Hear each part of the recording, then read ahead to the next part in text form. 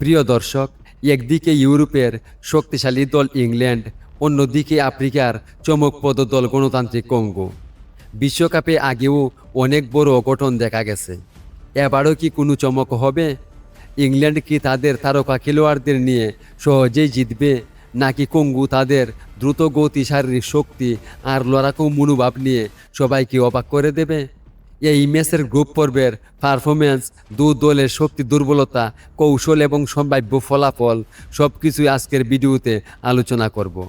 ভিডিওটি শেষ পর্যন্ত দেখুন, কারণ শেষে থাকছে আজকের ম্যাচ প্রেডিকশন। 2026 ফিফা বিশ্বকাপের নকআউট পর্বে মুখোমুখি হচ্ছে দুই ফুটবল দল, ইংল্যান্ড ও গণতান্ত্রিক কঙ্গো।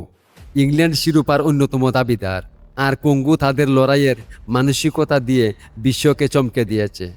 এটা শুধু শেষ 16-এ উঠার লড়াই নয়, অভিজ্ঞতা আর আত্মবিশ্বাসের উপরও পরীক্ষা।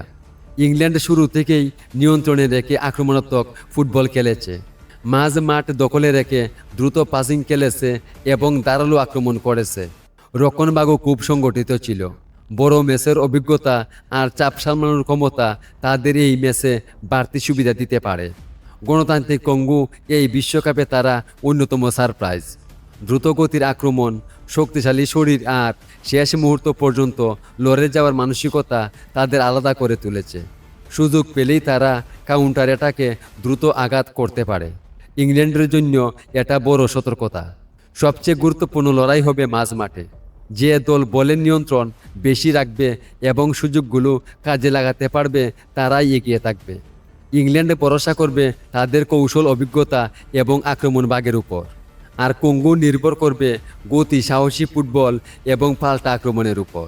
কাগজে কলমে ইংল্যান্ড এগিয়ে আছে, তবে বিশ্বকাপের নকআউট পর্বে কোনো ম্যাচই সহজ নয়। একটা বল, একটা দারুণ গোল কিংবা একটা অসাধারণ মুহূর্ত পুরো ম্যাচের ফলাফল বদলে দিতে পারে।